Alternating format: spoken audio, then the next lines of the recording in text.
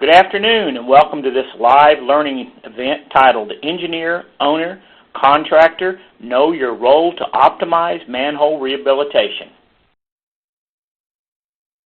My name is Robert Carpenter. I'm the Editor-in-Chief for Underground Construction Magazine, and today I get to introduce you to some very savvy people and facilitate a session to maximize the next 59 minutes for you. Our highest objective today is to bring clarity to the role of engineers, owners, and contractors, specifically in manhole rehabilitation. And to weigh in on that, we have a great panel of experts representing engineering, technology, and contracting communities.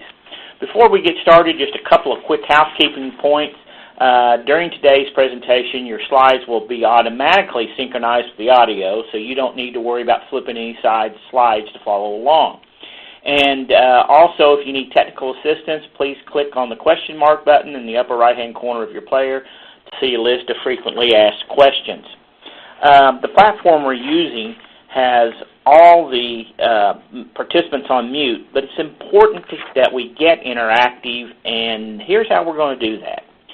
The last 10 minutes are reserved for your questions submitted online, and I recommend as questions come to mind, immediately type them into that question box. We don't want anybody forgetting, messing up on that. It's too easy to forget when you get involved with what's being said. So write those questions down, submit them as they occur to you.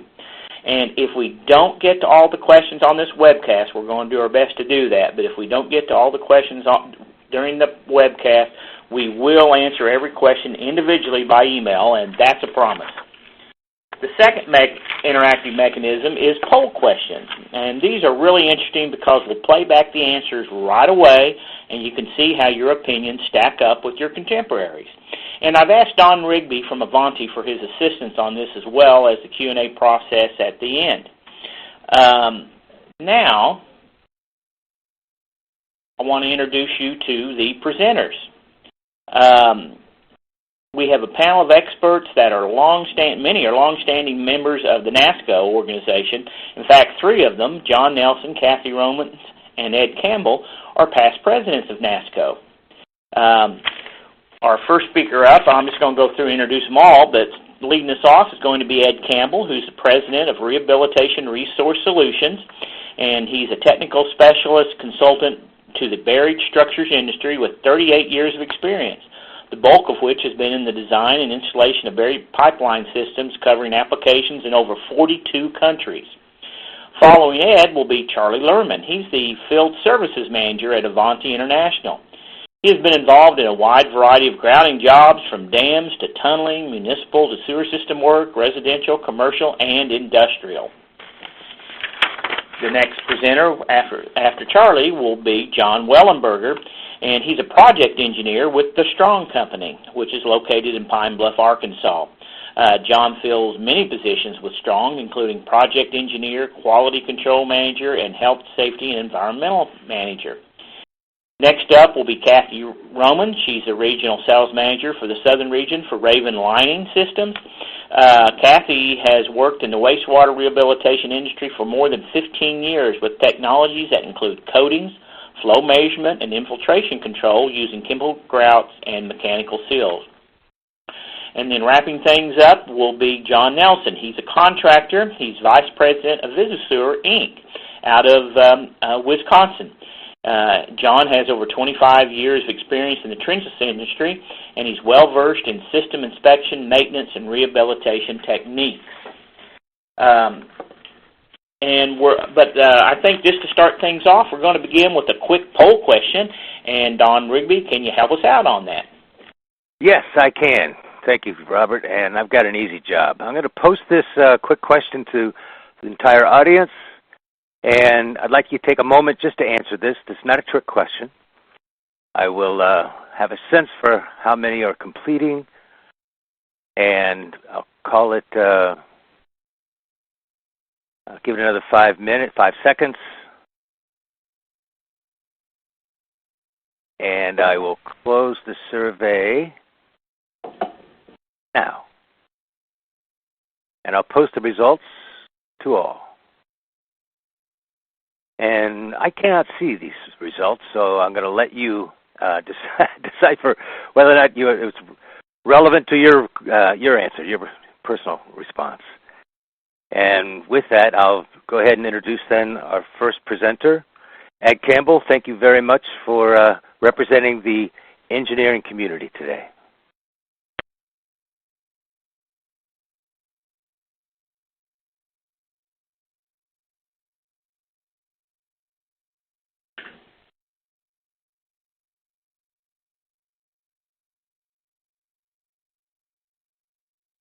Ed Campbell, you on board?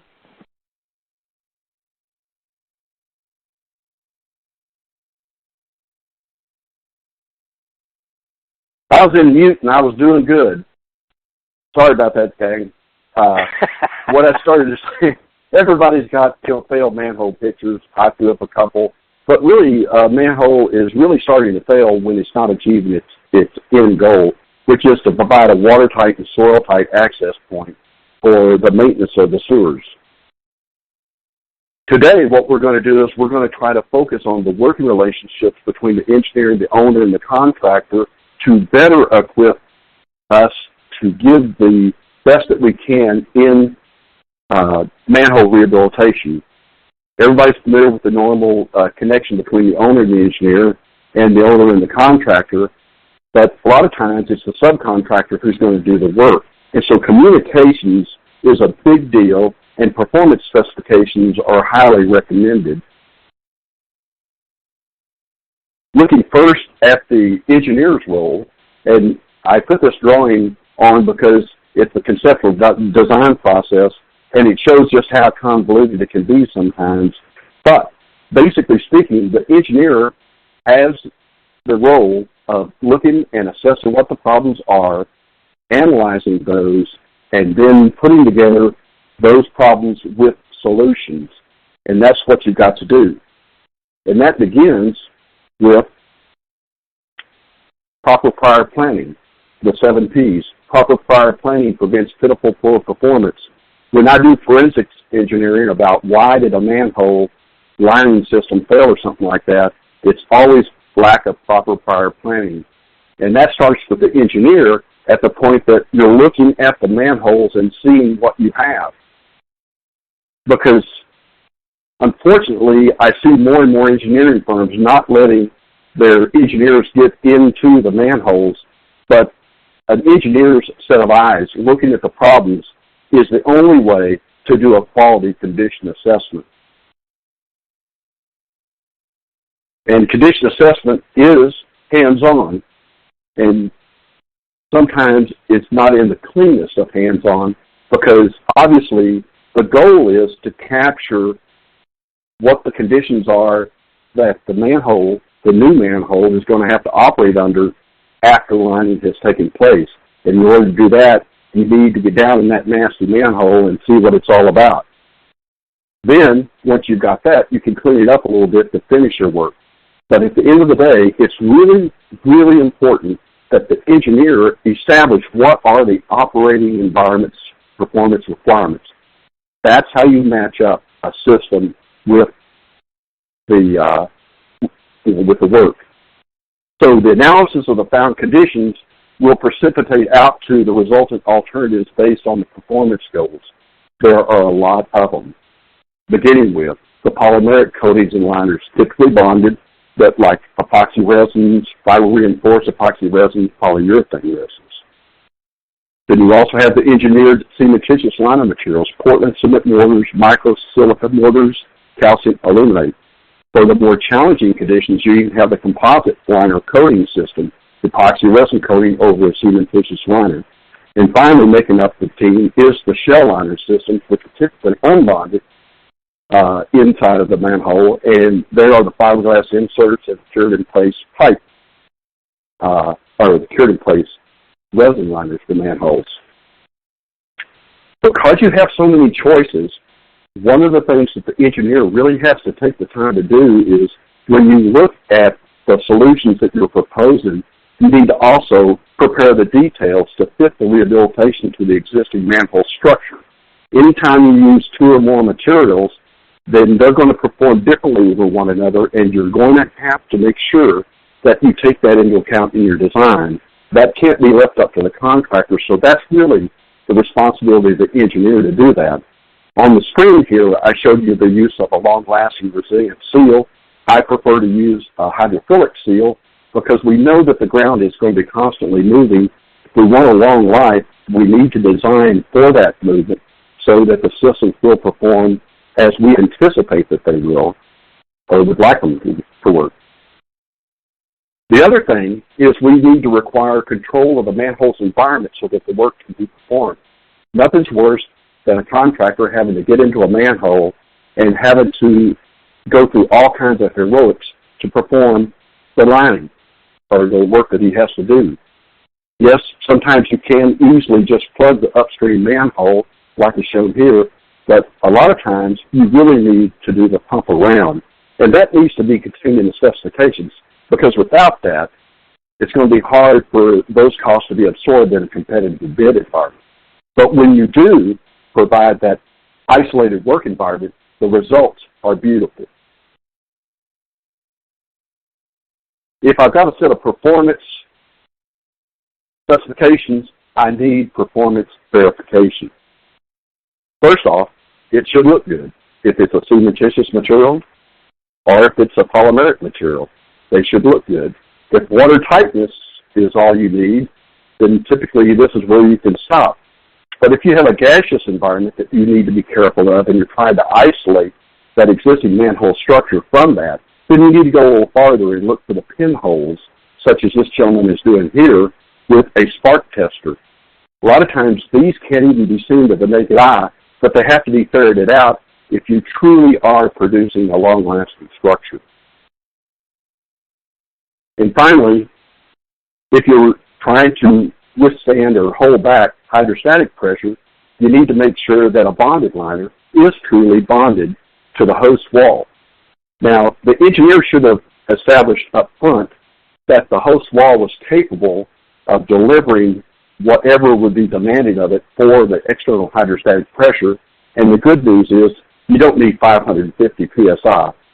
But what you do need is you do need a liner that is fully bonded to the substrate. And that's really the purpose of a pull-off test. It's not really to get a number, because numbers can vary all over the board for you. The important thing is to know that you've got it completely bonded and that the design showed that the in situ strength of the manhole wall is sufficient to do the job that it needs to do to survive. And with this, you can then take comfort that the manhole has been designed and has been installed as the best it can be. And next up is Charlie Lehrman. Thank you, Ed.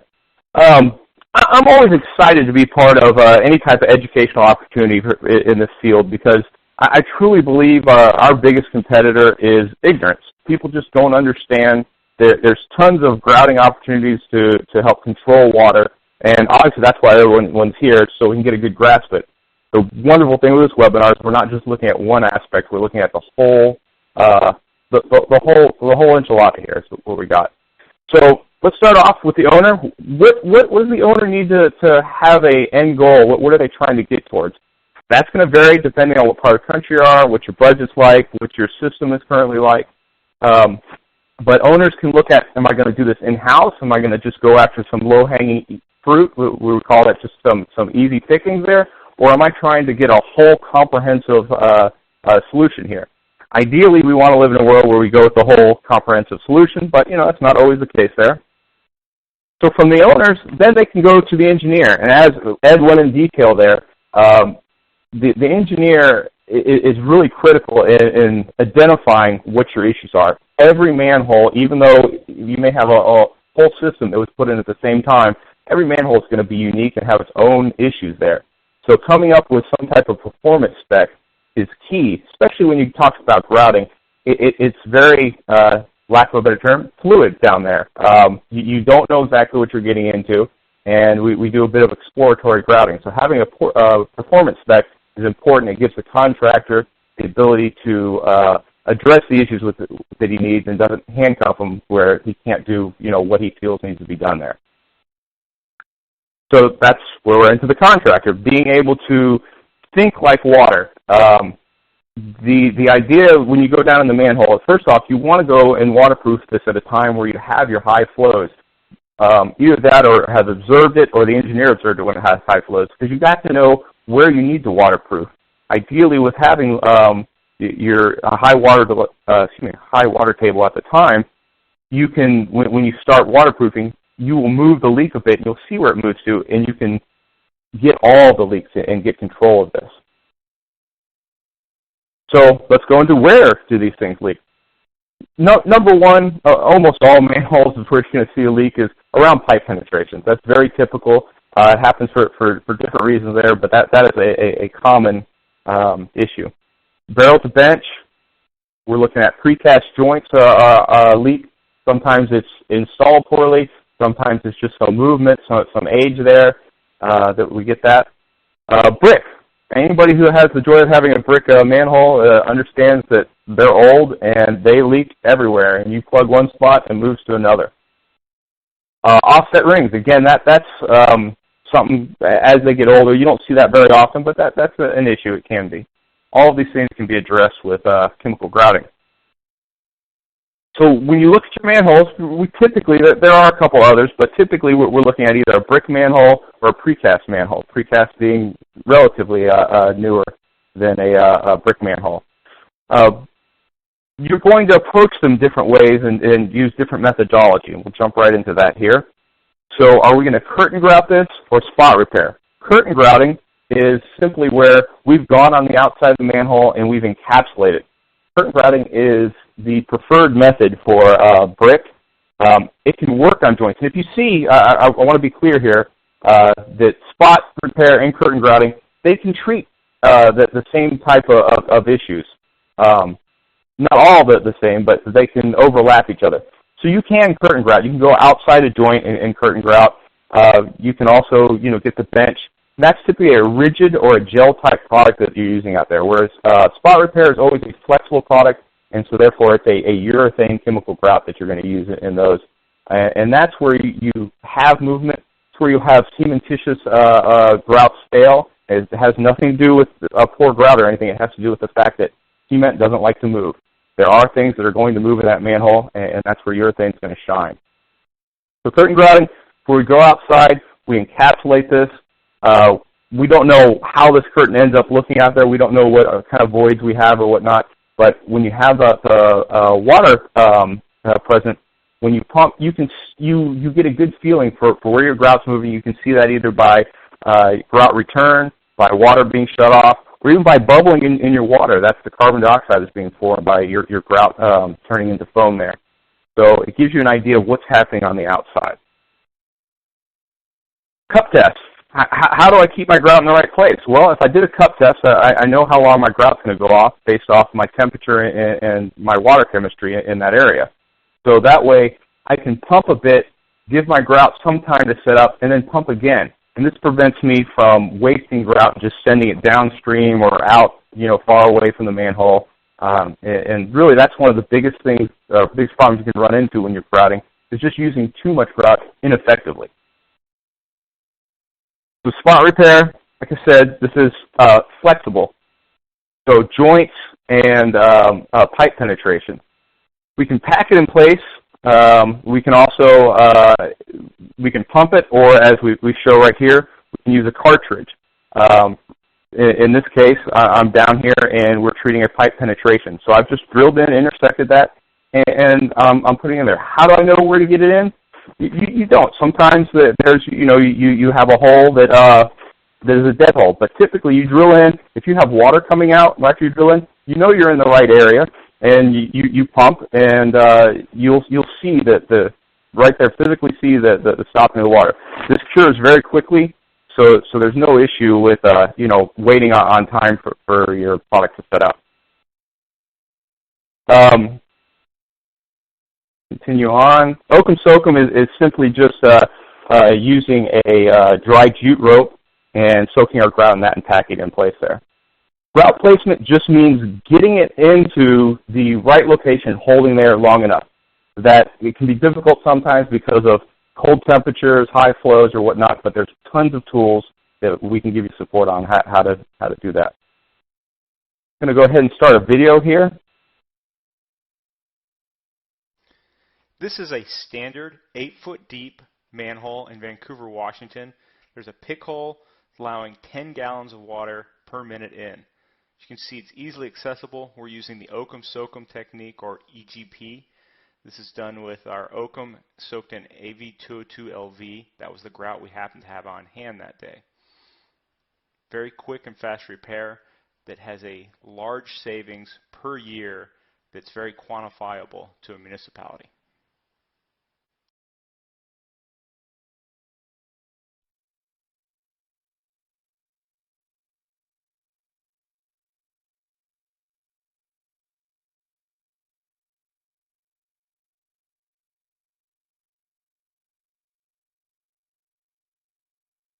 All right, so from that, we can see that there are quick and easy ways. That was low-hanging fruit, as we like to call it. But there's quick and easy strategies that you can do. This is a long-lasting fix, and it complements all the other repairs that we're going to be talking about here. With that, I want to move on to John Wellenberg from the Strong Company. Thank you, Charlie. It's great to be here today. I'm excited to share our wealth of knowledge when it comes to cementitious linings. Strong Company, as mentioned earlier, is located in Pine Bluff, Arkansas, and we were founded in 1959.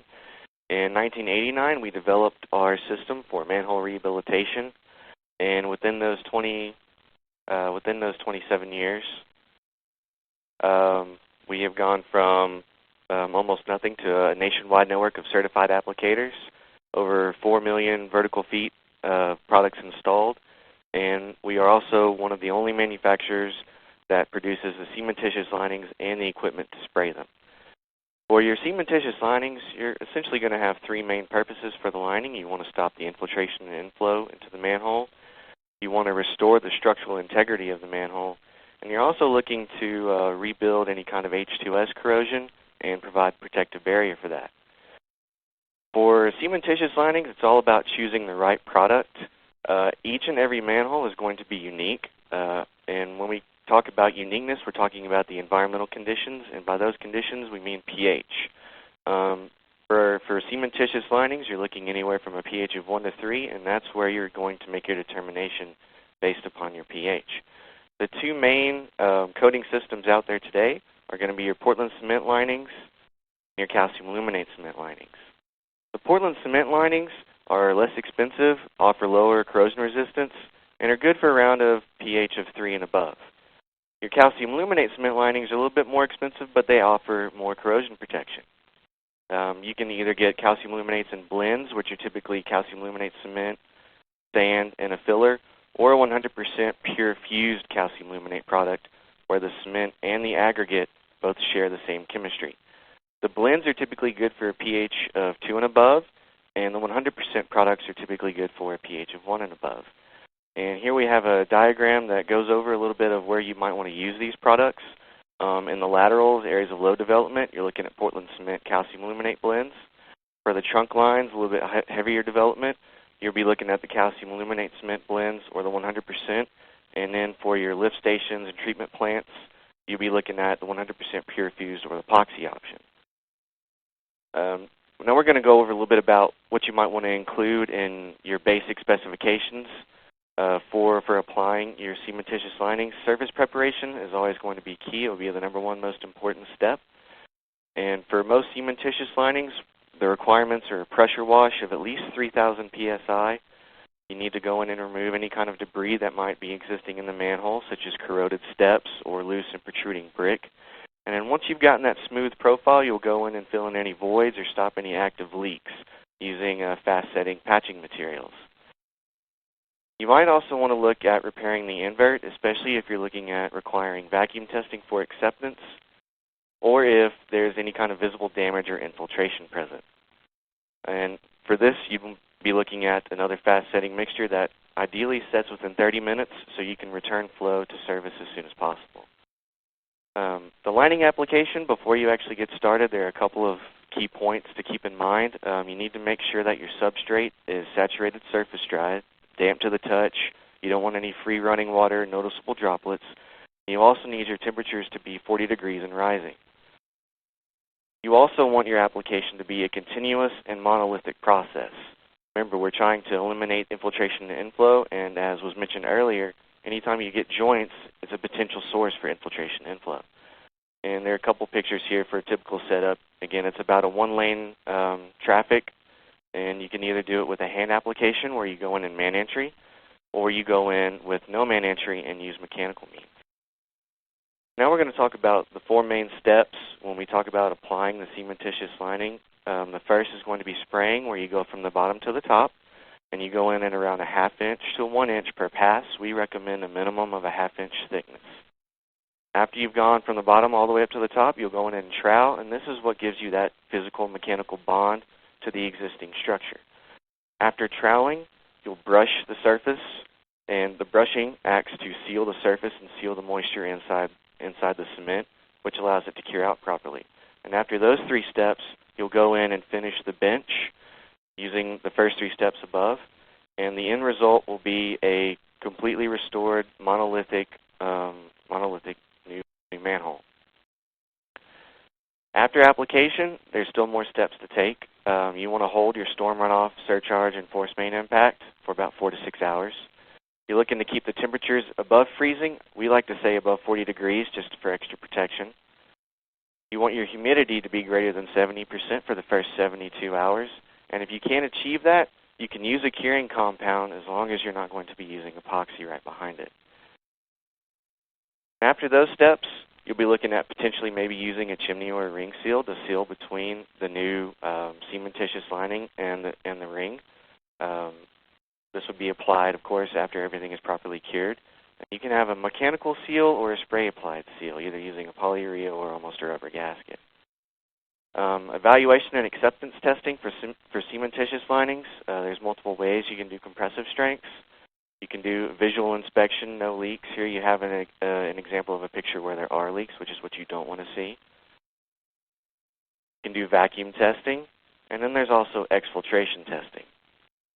And so now we're going to talk about the role of everybody when it comes into the process of manhole rehabilitation. And for the engineer, the key thing for cementitious linings is to know your coating requirements. pH is going to be key, but you might also want some strength requirements or some other physical properties, say such as freeze thaw, if it's exposed to the atmosphere.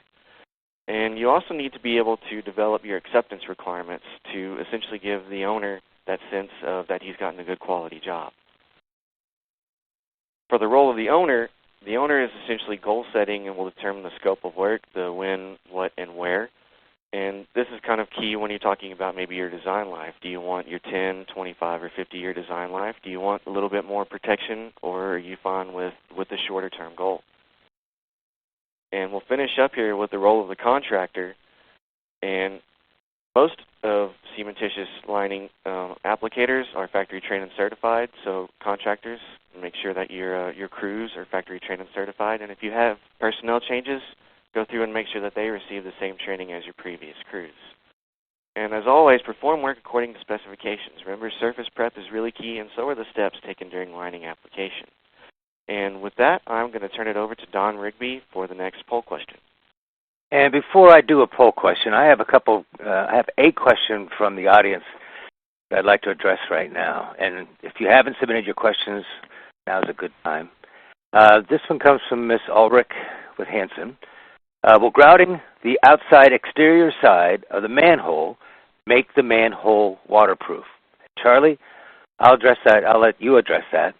Then the second part is the coating the interior required to waterproof a manhole? Kind of a two-part question. Sure. So if you do encapsulation or curtain grouting like we talked about, yes, that's going to waterproof the manhole there. So if you're just trying to get a waterproof manhole, coating isn't necessary. But the coatings often are rebuilding strength, and that's what John was talking about, and that's what Kathy's going to touch on there. But those are typically not just for waterproofing. The coating is not just for waterproofing. The exterior is. Thank you, Charlie. I'm going to send this next poll question out to the audience right now. And the question reads, are your manhole rehab projects specified by engineers? Looking for the single best answer. Yes, sometimes, seldom, never. I'm looking at responses coming in pretty good. Pretty easy question. I'll go ahead and close this out and send results back to the audience.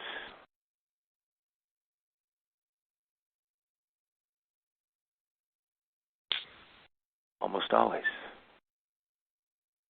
Better than half the audience. Good. Good.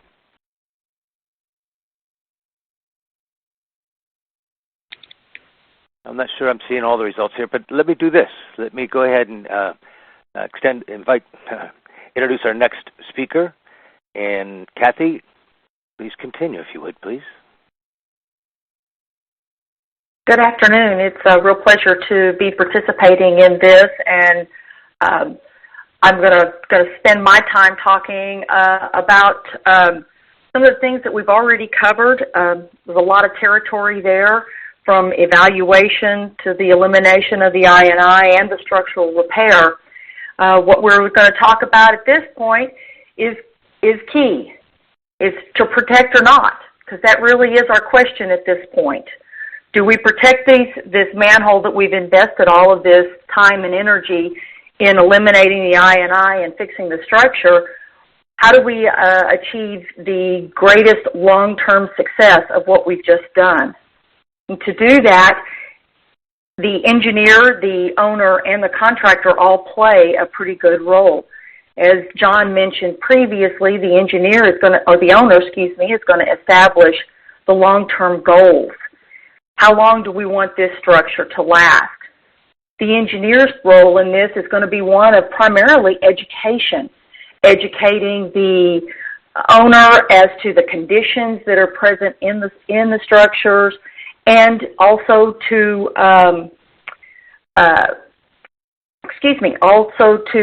select the product, educate the owner about the various types of products that are available to the owner and how long they're going to last, because he's going to want to write that specification with the correct product for the application and the conditions of the structure.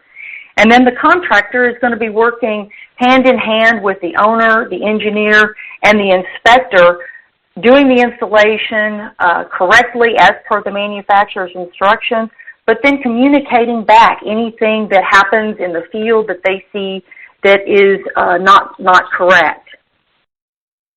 Moving from that to the actual lining process, there are three parts to that. There's the preparation, the actual application of the product, and the QA/QC that is involved at the end, and some during the actual process. One of the things that John mentioned was surface preparation. Well, surface preparation is vital and a key element in the successful bonding of the coating. What we like to see is the concrete surface prepared between a CSP 4 and 6. As you can see there, the degree of roughness, as the number rises, the degree of roughness there increases. To achieve that, you can do one of a couple of ways. Typically, it begins with high-pressure water cleaning at the 5,000 psi and 4 gallon per minute minimum range, and in some cases, if the substrate has a very high compressive strength, then abrasive media blasting could be used to do that. However you choose to do it, the idea is to achieve that proper surface profile. For the application, the product is a two-part plural component system. We're speaking specifically of a 100% solid epoxy here that is applied either by spray applied, air-assisted, or airless, or it can actually be trowel applied. You have a couple of visuals there with structures where you see one there where we have actually plugged it off and created a monolithic structure with the bench and the invert being completely coated, and another where if it's not as critical in your system, then it's not necessary to coat the invert, but the bench is always an important part of that. During your coating, some QA/QC is required. The engineer will have established in his specifications the thickness for the coating. So during the process, the contractor is going to be measuring the wet film thickness using a thickness gauge that you see there. If you're working with a product that is a 100% solids product, wet film thickness and dry film thickness will be identical because there isn't going to be any evaporation or shrinkage there. Additionally, for QA/QC, holiday testing. Ed mentioned that previously using a spark tester. Well, when it's being done, and you can see there at that lowest photograph there, you can actually see the spark. Typically when it is done, the contractor will hear an audible signal, but also can see a visual spark. Those are identified and then repaired during the post-QA/QC process. One additional way is adhesion testing. Ed mentioned that previously. As you can see, there are a couple of methodologies. There's a more automatic hydraulic version, a little bit older version there. Ideally, during the specification process, when the engineer has written their specs, they're going to establish what the criteria is for adhesion and the pass-fail. Ed mentioned that 550 psi is not necessarily the most important value. The most important thing is whether you have substrate attached or not. There you can see where we have some pulls that would be classified as acceptable with 100% substrate. The third pull there, which isn't 100% substrate, may very well be an acceptable pull. If the substrate that they're pulling from is either very, very weak or transversely very, very strong, it is possible to get a very high pull and not have a lot of substrate attached. Does not necessarily mean that your coating isn't bonded correctly. QA/QC and additionally visual inspection. As we do that, the process is visual inspection, check for the holidays, the quantitative things that I mentioned previously, the thickness, the adhesion. There are two ASTM standards for that process, D7234 and D4541. And then to repair any defects that are located during your QA/QC. One of the things that I haven't mentioned too much is the selection of the product. And you want to select a product with a proven record. Being with Raven Lining Systems for a while now, I can tell you that we are the leading manufacturer of high-build epoxy lining systems for corrosion protection, and we've been around for about 30 years. We now know definitively that we have 21 plus million square feet of protected structures in the wastewater environment, and we also have a nationwide network of certified applicators that are available to trained and annually audited. So with this information here and all the other things you've learned, I want to pass this off to John Nelson, who can give you some information about the practical part of accomplishing the manhole rehabilitation. John? Thank you, Kathy. Appreciate that. I think we've had some excellent presentations so far covering some pretty detailed technical information. I'm going to spend a little more time dealing with common sense items which are regularly overlooked, along with items which should probably be identified and are resolved with every project that you get into. We're going to look at things from a contractor's perspective, meaning we're going to look at things strictly from in the field.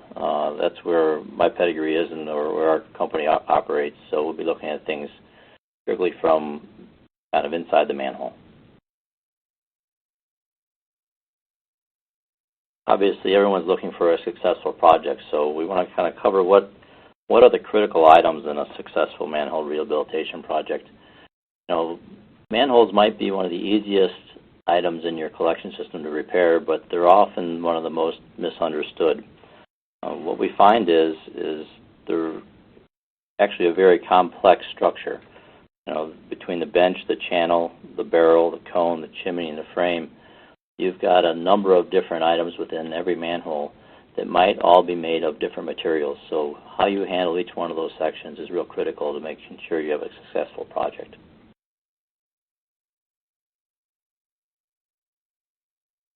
First step is to really establish some goals. Focus on the desired outcome. And if you're looking for I&I reduction, you need to be looking at the type of materials you're looking to use. Many times in the field when we are working at a project and the specifications, we'll have a large-scale manhole lining project, and all the manholes will be precast. In that instance, grouting might be a better source or a better option for the actual rehabilitation, saving considerable money without necessarily spending the money on lining a manhole that's already precast because it's pretty structurally sound. We're also looking at protection from H2S and structural reinforcement, and identifying exactly what your goal is, like Kathy had mentioned earlier, is real critical to a successful project. Inspection is really the key, and that inspection isn't necessarily the inspection in the field, which is also critical, but I'm talking about manhole inspections before the project even starts. You know, if you're looking to target I&I within your project, you need to be doing that inspection when the I&I is actually occurring. So doing large-scale manhole inspection projects in the middle of August or July, as it is here in Wisconsin, may not be the best time of year. You probably want to be executing those in March or April when the water table is a little higher. Obviously, like I mentioned, the use of inspectors is a critical part of a project, so you want to be making sure you're doing good inspection as a project's being completed. And then actually following up on the warranty inspection. You'd be surprised on how many projects that we completed as a company where the warranty inspection is completely forgotten. And 1 year later or 6 months later, it's specified to be inspected, but there's no calls that are made, and then that inspection is not completed. We look for, as a contractor, we try and look for a bid specification which is fair and obtainable. Many times we see a spec that's written to rehabilitate a set of manholes that there's no way you can execute. And so in that case, we're kind of scrambling after the bid to try and come up with a solution for this type of structures we're working on. So you want to make sure that it's a fair, obtainable spec. You also want to make sure that the bid items within the spec match the materials you're working with.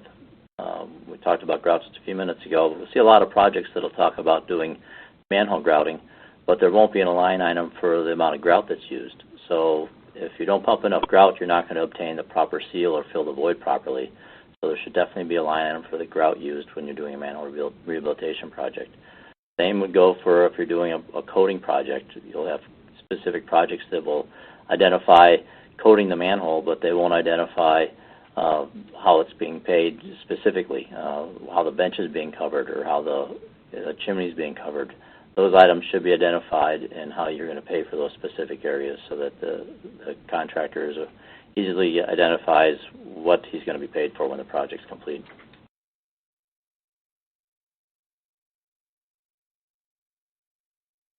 And then you want to stick with some proven products.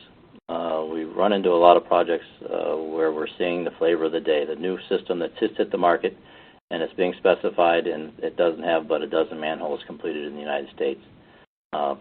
The systems that you've heard so far throughout this webinar are really some products that have been on the market for well over 20 years, and that's what we look for as a contractor when we're applying products, and that's what you should look for as an owner when you're choosing the products for your project.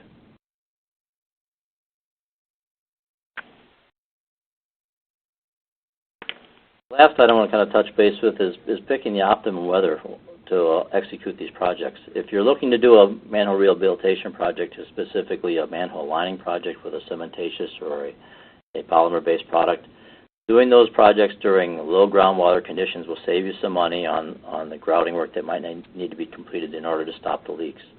Consequently, if you're looking to do a specific grouting project, you want to make sure that you're having that project completed during wet ground conditions so that the contractor can easily identify where those leaks are and make sure that they're actually sealed, and you as the owner can be confident that the leaks are sealed when they leave the site.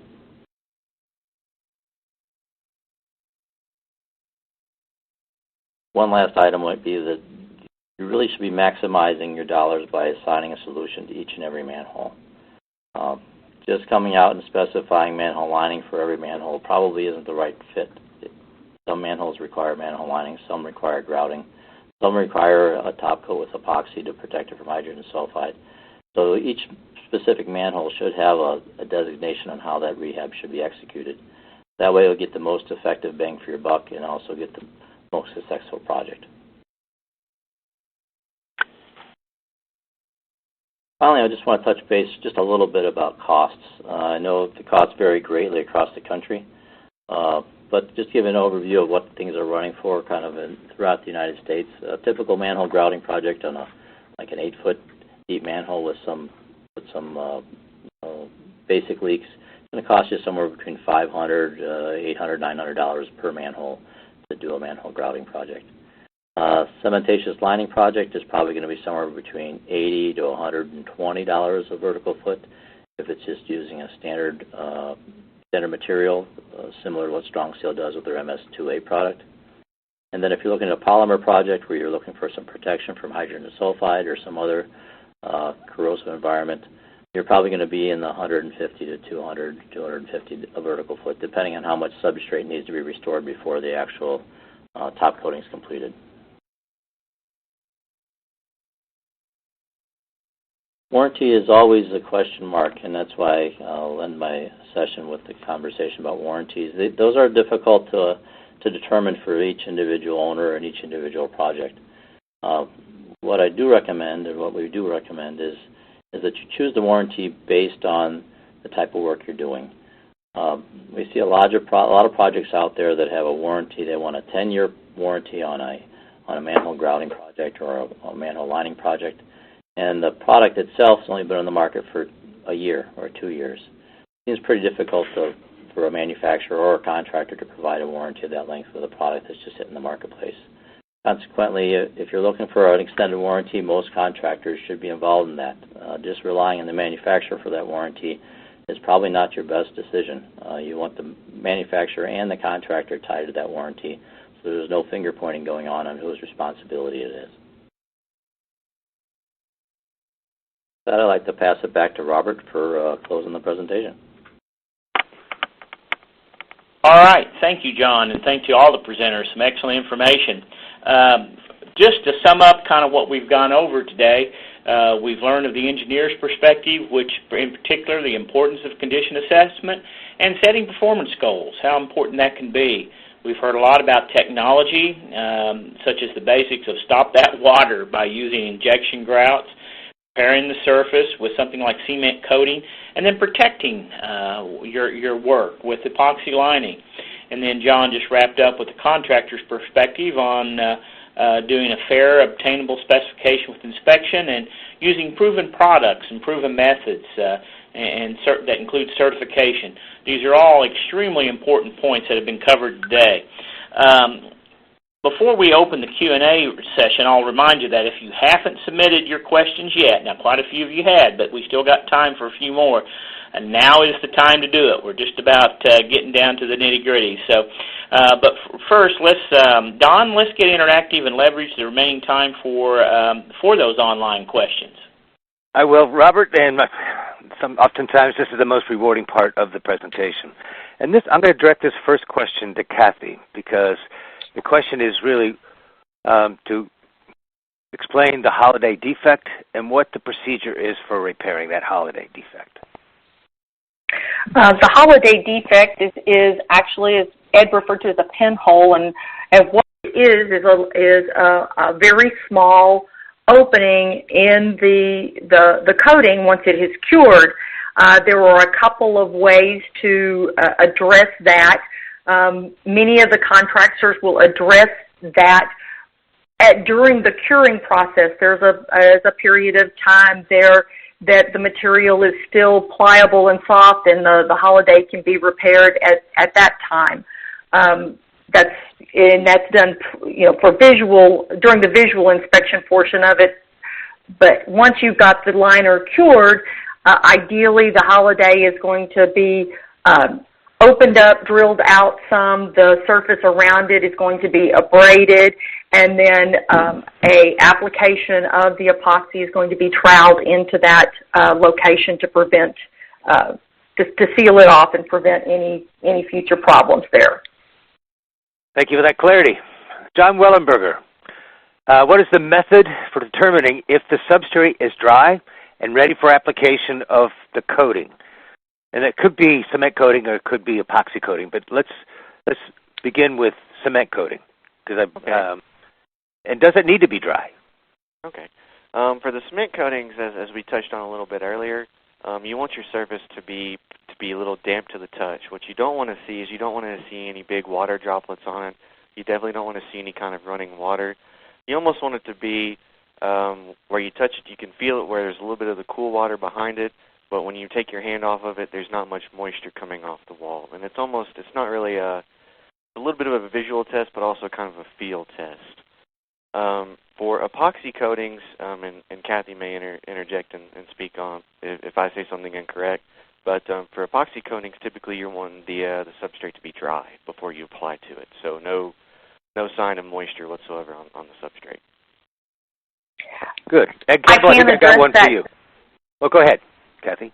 I was going to say I can't address that with particularly with Raven's epoxies. We don't want any running water, but they will cure on a damp surface, so it does not have to be bone dry.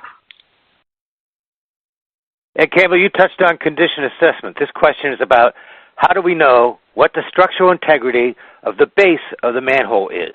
How do we know? That's a good question. And I think really the only way to really know is to get down there and to tap on it, and or to even maybe drill a few spot holes into it. The manhole inverts, a lot of times, especially the older manholes, are made of so many different things that it can be a challenge to know that. But I think, first off, does it look like it's solid? I mean, that's one of the first tests I would say is, does it look solid? Because if it looks solid enough and it passes the sounding test, I think that you can assure yourself that you can go in there and line over it.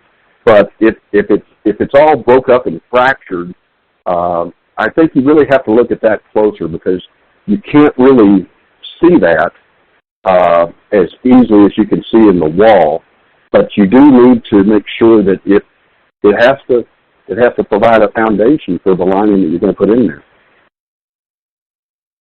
Absolutely. Another question for maybe John Wellenberger. What determines whether a cementitious or an epoxy-based product is selected? Meaning, it could be longevity, could be condition assessment. What's the criteria for stopping at cementitious or extending on to the epoxy liner? Right. If you're trying to get the most out of your coating, the most design life out of your coating, you'd probably be looking for an epoxy. It's the most impervious and impermeable substance out there, and the least likely to be affected by corrosion. For selecting cements, again, it's all about pH. It's all about the pH on the surface of the manhole wall. You need to go down there and get you some pH paper, check the pH paper, and you'll go in and check the range on it, and it'll give you a range from 0 to 7. And depending on the pH range will determine what coating you really need to use for cements. And if you're looking for extra life out of cement, say you've got a pH of 3, well, you may want to go to a calcium aluminate cement blend, which is really meant for a pH of 2, but it would give you a little bit of extra protection if that's what you're looking for. That ties right back in the question from City of San Diego. What's the useful life for the strong company lining? Useful life. Well, I can stand up proud right now and say 25 years, since we've already been around for 27. But ideally, you're looking anywhere from around a 50-year design life. Okay. And from Honolulu, how common is vacuum testing to accept manholes rehabilitated with epoxy? How common of a practice is that? And let's take that to John Nelson. It's fairly common based on the construction of the manhole. If it's a precast manhole, we see it pretty regularly. Brick and block manholes, too difficult to get the manhole tester to see properly in the upper section of the manhole to properly pull a test. So normally in those older manholes, we don't see many vacuum testing operations when we're doing epoxy work. Folks, this clock is relentless, and I pledge to you that we would do this in 60 minutes, and I'd like to stay true to that. So we have more questions than we have time, and I know we have some parting comments that Robert wants to make, but before we get there, I'd like to do one more survey poll question, and this is a simple one. Should all manholes, I think we already know the answer to this, should all manholes in a specific basin receive the same prescriptive treatment? There's the question. Looking forward to your answers.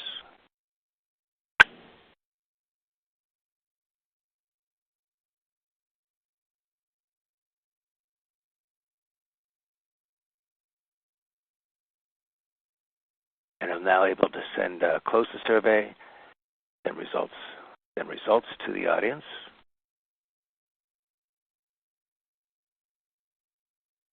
Absolutely not. All manholes have their own unique set of problems. I think we've conveyed that very clear. Thank you for your participation in that. Robert, can I go back to you? Sounds good, Don. Appreciate everything that's been said here today.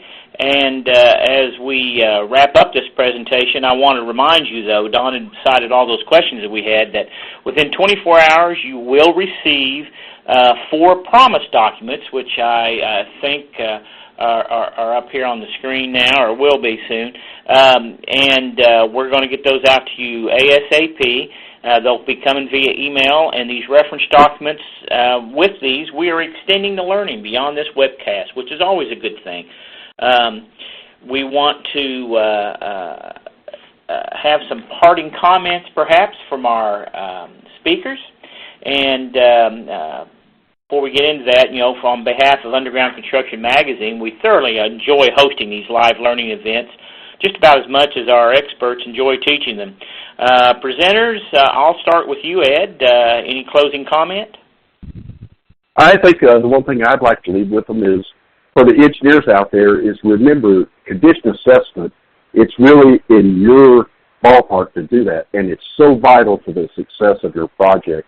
And at good time, the contractor doesn't have a lot of time to see all those things. So do your homework, and you'll get a much better product in the end. And Charlie. Thank you, everybody, for attending. I'd like to wrap up with just that when you do grouting, whatever type of grouting you're doing, typically it's the basis for a future repair on there.